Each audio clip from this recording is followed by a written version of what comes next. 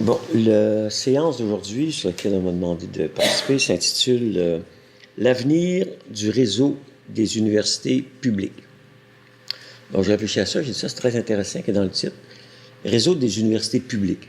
Parce qu'au Québec, dans les discours des recteurs, dans les discours des porte-paroles, on joue sur les mots et on se dit, on est tous des universités publiques. Je me souviens par exemple d'un ancien recteur, Luc Vinet, qui avait écrit un article dans Le Devoir qui disait nous, l'Université de Montréal, on est une université publique parce qu'on a de l'argent du public, on sert le public.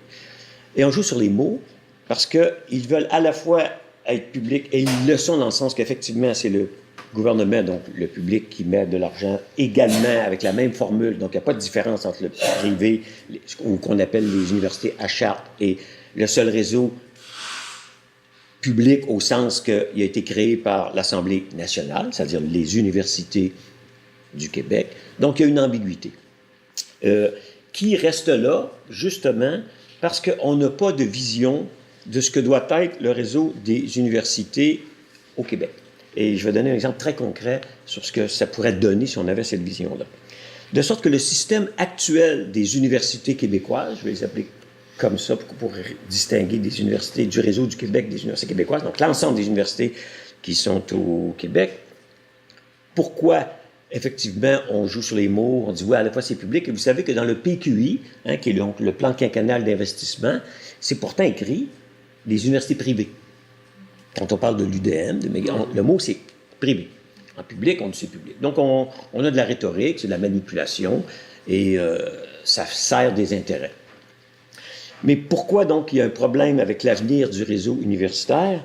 Parce que le système actuel est un système de décision opaque et absurde, qui est le suivant.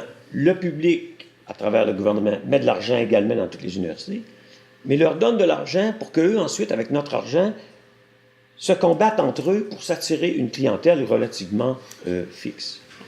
Le dernier exemple en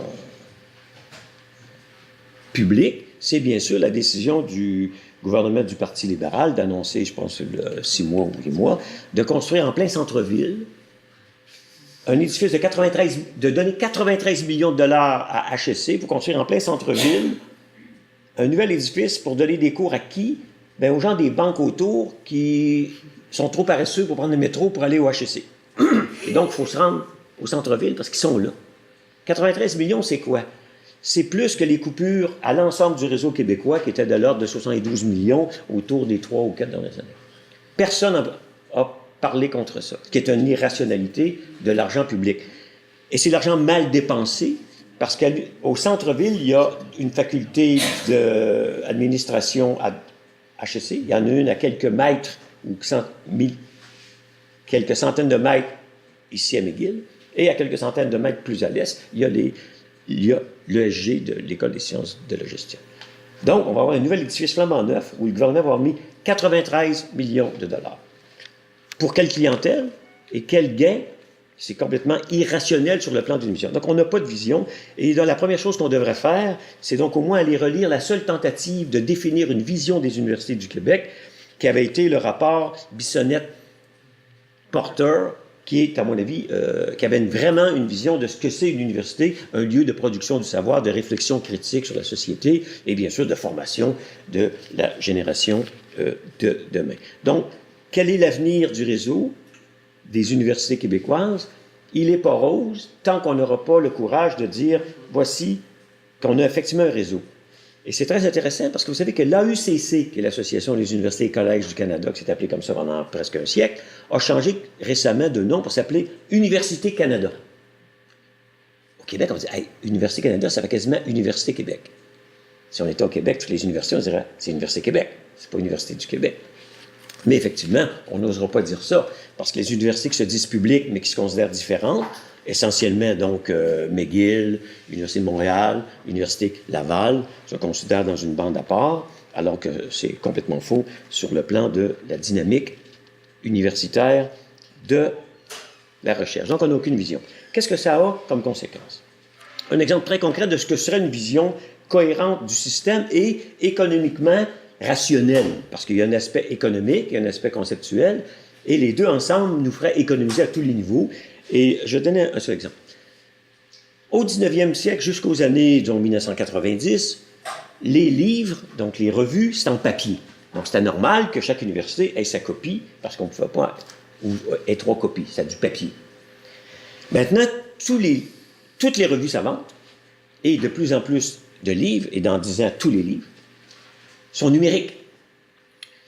Mais, parce que le réseau est séparé et que chacun a sa petite galerie à part, si à l'UQAM ou à l'UQTR ou à l'UQAC, on n'a pas, disons, l'abonnement électronique à la revue très spécialisée Physical Review E,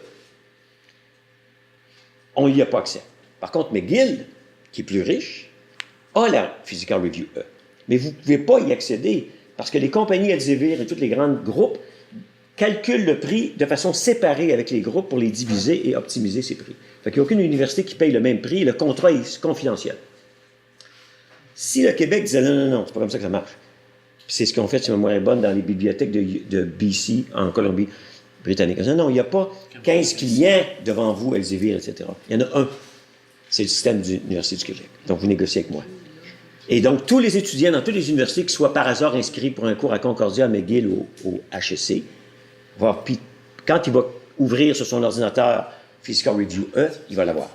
Il va avoir un seul paiement. OK?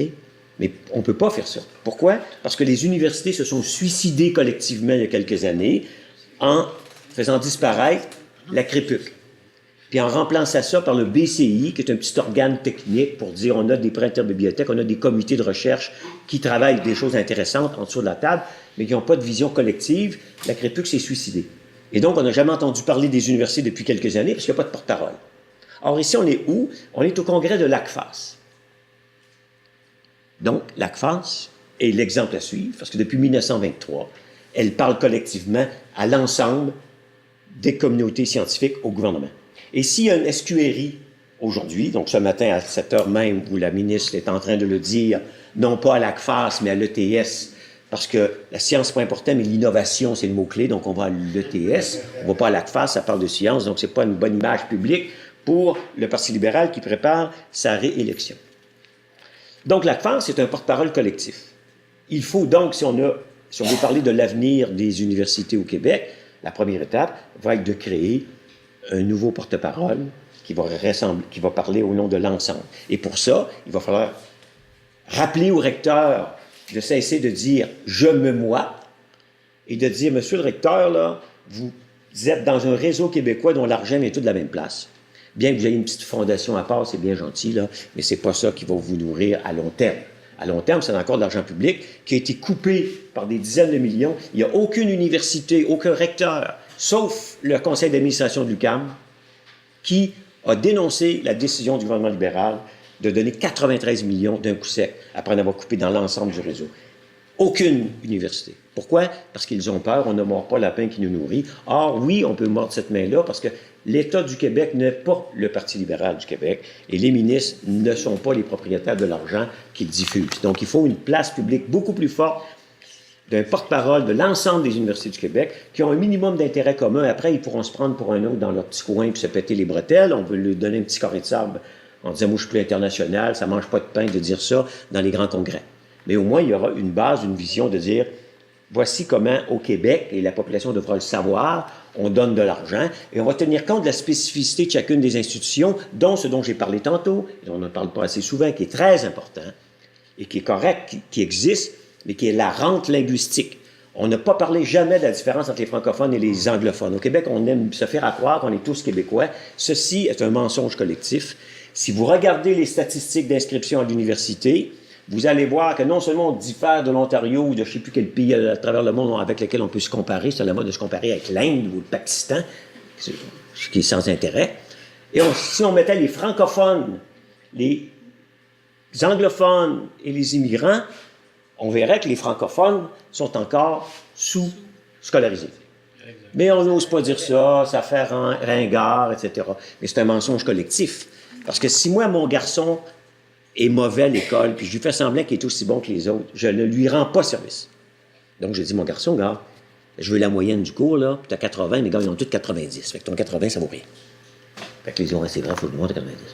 Tu sais, il faut arrêter de se compter des mensonges. Donc, l'avenir du réseau des universités publiques va dépendre de notre capacité collective de reconstruire ce qui a été détruit par des recteurs qui venaient du privé, qui pensaient qu'une université, c'est une organisation, une PME, dont ils sont le PDG, et qui méritent un salaire de PDG. Hein, c'était le cas de l'Université Laval, qui venait de Kruger, si ma mémoire est bonne. Okay? Ça, il faut que ça soit dit publiquement. Pourquoi? Parce que pendant ce temps-là, les recteurs des universités du Québec sont déterminés par le gouvernement, ils sont à un niveau, c'est mon bonne, de sous-ministre. En gros. Donc, encore pire, sous-ministre adjoint. Et donc, leur salaire est déterminé par ça. Pourquoi on dirait que l'autre mérite ça? Ou une université qu'on appelle une université, mais qui est un gros cégep, comme Bishop, ou qui gère un petit nombre d'étudiants, et dont le recteur se targue d'un salaire à peu près de 400 000 ou de 350 000 $, ce qui est un scandale public. C'est nous qui payons ça, rappelons-le toujours. Donc, quel est l'avenir du réseau de l'université publique? Bien, il va dépendre, comme toujours, effectivement, du courage des prochains recteurs qui vont être là, d'avoir le courage de dire les choses qui fâchent. Parce que c'est quand on dit des choses qui fâchent qu'effectivement, on finit par faire des changements qui vont prendre un certain temps. Surtout que j'ai entendu récemment qu'on m'a dit « Oui, Yves, rassure-toi, on va recréer une forme de crépus. » Alors, je dis « Bon, c'est très bien que... » Parce que quand on a démoli quelque chose, c'est plate. Mais au lieu de se plaindre, on peut peut-être la reconstruire sur des bases solides, avec des gens qui, s'ils ne veulent pas travailler ensemble, on s'assurera qu'ils ne sont pas réélus comme recteurs. On dit retournez dans le privé, vous allez avoir un meilleur salaire, mais laissez donc les universités aux universitaires. Merci.